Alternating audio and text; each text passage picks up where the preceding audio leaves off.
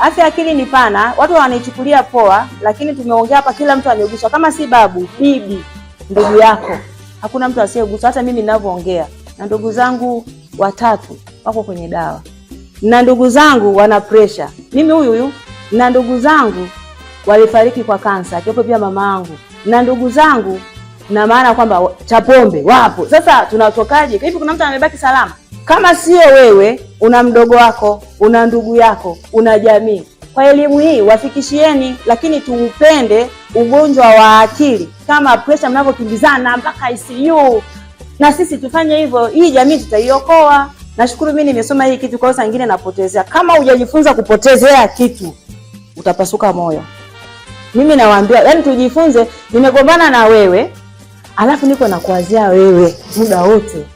Alafu sasa bahati mbaya mimi nayo kuanzia wewe. You don't care about me. Nani anayeumia? Si ni mimi. Nitapata pressure. Kwa hiyo tujifunze. Ni Mungu alishasema samehe mara 70. Kwa hiyo mimi nasema tujifunze ili ukitaka wewe afya yako iwe njema. Uzia. Tena saa nyingine ukikaa unatembea peke yako sema sitaki bwana. Yaani usihusiana kuja huko kichwani huko. Labda watu watakuona huyu anaongea peke yake. Yaani si unajua kuna kitu kimekuzi soon sasa hizi hapa. Afu niko natembea. Afu kinakuja. Shit. Huko una nini? Na ukifanya shit kweli kinaondoka, alafu unaenda kufanya kitu chako.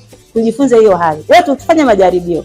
Sasa utabeba mangapi? Ya mume, ya watoto, ya kazini, sijui ya watu. Hivi tutayaweza? Utapata ugonjwa wa moyo.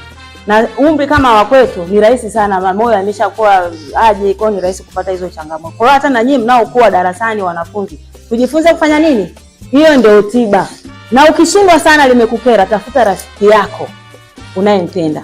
Kama ni mchungaji, padri, mwalimu, mtafute mwambie bwana, wande ameniudhi. Yeye anaweza kukwambia achana na nice kawaida yake. Mwingine anaweza kukwambia yule si mfupi tu, kwani unajua watu wafupi wako hivyo. Unaona? Au huyu ndivyo anajidaidi siku zote siachane naye. Unapata relief. Yaani unapata relief hapo unapoteza. Au anaweza kukwambiaje? Kama ni yule, mbona mimi juzi kanifanyia 1 2 3 4 5. Mimi nikampotezea. Kwani amenifanya sinaendelea na maisha yangu. Kumbe na wewe alikufanyia hivi. Unasema kumbe hiyo ndio psychologically namna ya kupotezea vitu ili wewe utoboe. Hata wewe utakuwa unabeba mizigo ya watu ambao watu wenyewe uliowabebea hawana mpango na wewe.